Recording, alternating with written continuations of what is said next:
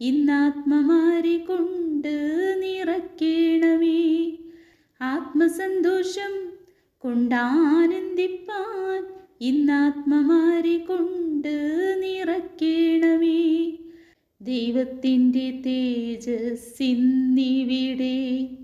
പ്രകാശിക്ക വേണം വെളിച്ചമായി. ദൈവത്തിൻ്റെ തേജസ്സിന്നിവിടെ പ്രകാശിക്ക വേണം വെളിച്ചമായി. ആത്മസന്തോഷം കൊണ്ടാനന്ദിപ്പാൻ ഇന്നാത്മമാരെ കൊണ്ട് നിറയ്ക്കണമേ. ആത്മസന്തോഷം കൊണ്ടാനന്ദിപ്പാൻ ഇന്നാത്മമാരെ കൊണ്ട് നിറയ്ക്കണമേ. പാപത്തിൻ്റെ എല്ലാ അന്ധകാരവും എല്ലാ ഉള്ളത്തിൽ നിന്നും നീങ്ങിപ്പോകട്ടെ. പാപത്തിൻ്റെ എല്ലാ അന്ധകാരവും എല്ലാ ഉള്ളത്തിൽ നിന്നും നീങ്ങിപ്പോകട്ടെ. ആത്മസന്തോഷം കൊണ്ടാനന്ദിപ്പാൻ ഇന്നാത്മമാരെ കൊണ്ട് നിറയ്ക്കണമേ. ആത്മസന്തോഷം കൊണ്ടാനന്ദിപ്പാൻ ഇന്നാത്മമാരെ കൊണ്ട് നിറയ്ക്കണമേ. കല്ലുപോലുള്ള എല്ലാ ഉള്ളങ്ങളെയും മെഴുകുപോലിന്ന് ഇരുത്തേണമേ. കല്ലുപോലുള്ള എല്ലാ ഉള്ളങ്ങളെയും മെഴുകുപോലിന്ന് ഉരുക്കേണമേ. ആത്മസന്തോഷം കൊണ്ടാനന്ദിപ്പാൻ ഇന്നാത്മമാരെ കൊണ്ട് നിറയ്ക്കണമേ. സ്വർഗസന്തോഷം കൊണ്ടാനന്ദിപ്പാൻ ആത്മശക്തിയാൽ എന്നെ നടത്തേണമേ. സ്വർഗസന്തോഷം കൊണ്ടാനന്ദിപ്പാൻ ആത്മശക്തിയാൽ എന്നെ നടത്തേണമേ. അധ്യായം 2. എൻ്റെ കുഞ്ഞുമക്കളെ, നിങ്ങൾ പാപം ചെയ്യാതിരിക്കേണ്ടതിനാണ് ഞാൻ ഇവ നിങ്ങൾക്ക് എഴുതുന്നത്. എന്നാൽ ആരെങ്കിലും പാപം ചെയ്യാനിടയായാൽ തന്നെ പിതാവിൻ്റെ സന്നിധിയിൽ നമുക്ക് ഒരു മധ്യസ്ഥനുണ്ട്, നീതിമാനായ യേശുക്രിസ്തു. അവൻ നമ്മുടെ പാപങ്ങൾക്ക് പരിഹാര ബലിയാണ്, നമ്മുടെ മാത്രമല്ല ലോകം മുഴുവൻ്റെയും പാപങ്ങൾക്ക്. നാം അവൻ്റെ കൽപ്പനകൾ പാലിച്ചാൽ അതിൽ നിന്ന് നാം അവനെ അറിയുന്നുവെന്ന് തീർച്ചയാക്കാം. ഞാൻ അവനെ അറിയുന്നു എന്ന് പറയുകയും അവൻ്റെ കൽപ്പനകൾ പാലിക്കാതിരിക്കുകയും ചെയ്യുന്നവൻ കള്ളം പറയുന്നു, അവനിൽ സത്യമില്ല. എന്നാൽ അവൻ്റെ വചനം പാലിക്കുന്നവനിൽ സത്യമായും ദൈവസ്നേഹം പൂർണ്ണത പ്രാപിച്ചിരിക്കുന്നു. നാം അവനിൽ വസിക്കുന്നെന്ന് ഇതിൽ നിന്ന് നാം അറിയുന്നു. അവനിൽ വസിക്കുന്നെന്ന് പറയുന്നവൻ അവൻ നടന്ന അതേ വഴിയിലൂടെ നടക്കേണ്ടിയിരിക്കുന്നു. പുതിയ കൽപ്പന.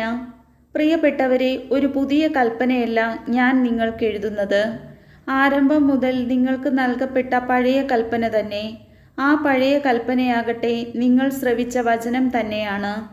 എങ്കിലും ഞാൻ നിങ്ങൾക്ക് എഴുതുന്നത് ഒരു പുതിയ കൽപ്പനയെക്കുറിച്ചാണ്.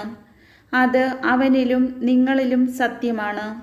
എന്തുകൊണ്ടെന്നാൽ അന്ധകാരം അസ്തമിച്ചു കൊണ്ടിരിക്കുന്നു, യഥാർത്ഥ പ്രകാശം ഉദിച്ചു കഴിഞ്ഞിരിക്കുന്നു. താൻ പ്രകാശത്തിലാണെന്ന് പറയുകയും അതേസമയം തൻ്റെ സഹോദരനെ ദ്വേഷിക്കുകയും ചെയ്യുന്നവൻ ഇപ്പോഴും അന്ധകാരത്തിലാണ്. സഹോദരനെ സ്നേഹിക്കുന്നവൻ പ്രകാശത്തിൽ വസിക്കുന്നു, അവന് ഇടർച്ച ഉണ്ടാകുന്നില്ല. എന്നാൽ തൻ്റെ സഹോദരനെ വെറുക്കുന്നവൻ ഇരുട്ടിലാണ്, അവൻ ഇരുട്ടിൽ നടക്കുന്നു. ഇരുട്ട് അവൻ്റെ കണ്ണുകളെ അന്ധമാക്കിയതിനാൽ എവിടേക്കാണ് പോകുന്നതെന്ന് അവൻ അറിയുന്നില്ല. കുഞ്ഞുമക്കളെ, ഞാൻ നിങ്ങൾക്ക് എഴുതുന്നു, അവൻ്റെ നാമത്തെ പ്രതി നിങ്ങളുടെ പാപങ്ങൾ ക്ഷമിക്കപ്പെട്ടിരിക്കുന്നു. പിതാക്കന്മാരെ, ഞാൻ നിങ്ങൾക്ക് എഴുതുന്നു, ആദി മുതലുള്ളവനെ നിങ്ങൾ അറിയുന്നു. യുവാക്കന്മാരെ, ഞാൻ നിങ്ങൾക്ക് എഴുതുന്നു, ദുഷ്ടനെ നിങ്ങൾ ജയിച്ചിരിക്കുന്നു. കുഞ്ഞുങ്ങളെ, ഞാൻ നിങ്ങൾക്ക് എഴുതുന്നു, പിതാവിനെ നിങ്ങൾ അറിയുന്നു. പിതാക്കന്മാരെ, ഞാൻ നിങ്ങൾക്ക് എഴുതുന്നു, ആദി മുതലുള്ളവനെ നിങ്ങൾ അറിയുന്നു. യുവാക്കന്മാരെ, ഞാൻ നിങ്ങൾക്ക് എഴുതുന്നു, നിങ്ങൾ ശക്തന്മാരാണ്.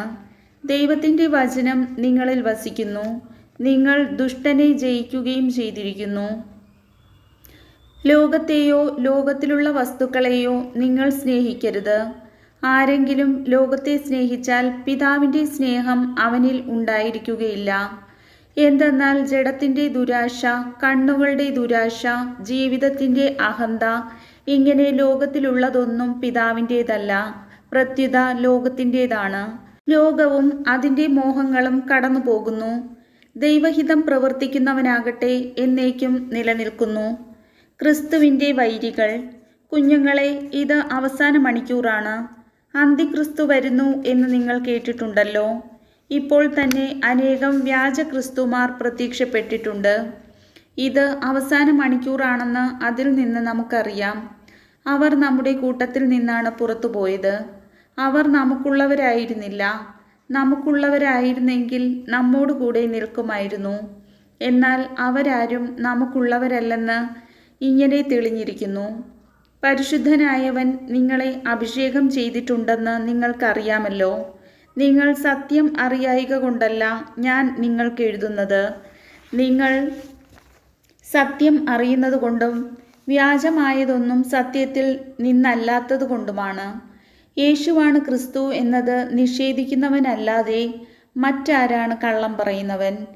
പിതാവിനെയും പുത്രനെയും നിഷേധിക്കുന്നവനാരോ അവനാണ് അന്തിക്രിസ്തു. പുത്രനെ നിഷേധിക്കുന്നവന് പിതാവുമില്ല. പുത്രനെ ഏറ്റുപറയുന്നവന് പിതാവും ഉണ്ടായിരിക്കും.